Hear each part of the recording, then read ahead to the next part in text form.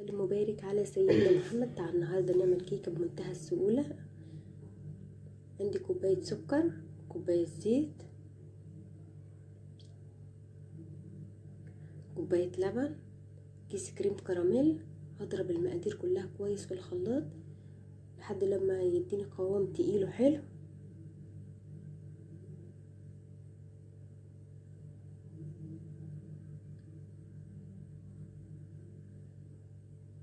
بفضل معايا في المقادير البيضتين، درجة حرارة المطبخ، كيس الفانيليا، كوباية الدقيق، كيس كيك شيف.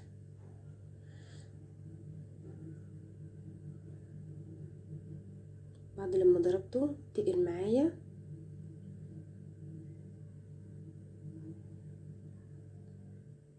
لو حسيت المقدار عندك ما تقلش هتحطي حوالي معلقتين زيت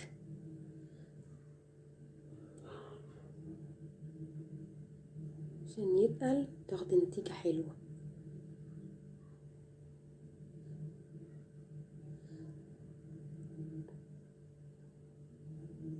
بعد لما تقل قوامه بجد تقيل وتحفة وزي العسل،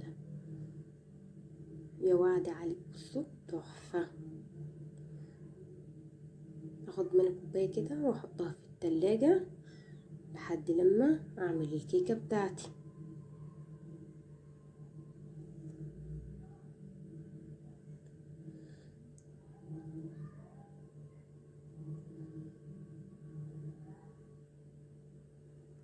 بعد كده هنزل ببيضتين، كيس فانيليا، البيضتين هم بدرجة حرارة المطبخ، ما ينفعش اجيبهم من التلاجة واشتغل بيهم.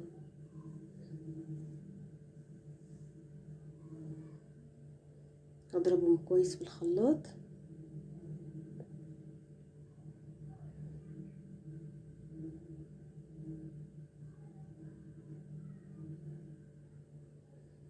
بعد لما ضربتهم في الخلاط هنزل بكوباية دقيق وانخلها كويس. بعد كده كيك شيف، وانزل بالمقدار بتاعي اللي انا ضربته في الخلاط.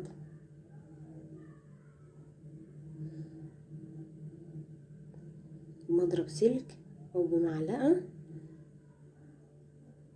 واخلط المقادير كلها كويس.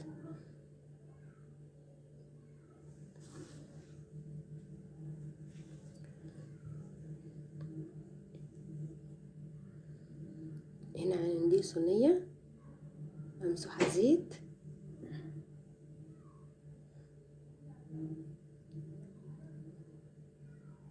مدهونة زيت قصدي. اوزع المقادير كلها كويس في الخلاط في الصينية، ويكون الفرن مولعاه من بدري عشان تاخد حوالي 12 دقيقة وتطلع معاكي تحفة وزي العسل.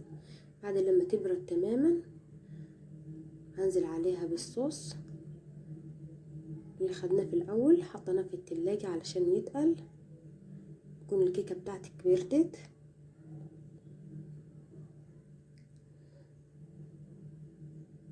انا معلش كانت الكاميرا مش عارفة مالها، بس ابتدي اوزعها كويس.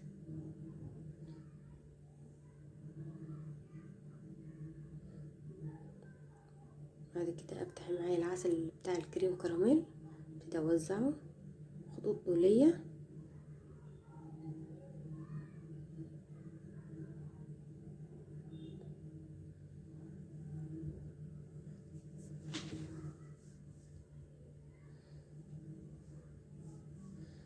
بعد كده معايا الستيكس اوزعها عشوائي كده، بجد تحفة وبمنتهى السهولة تقدري تعملي احلى كيكة.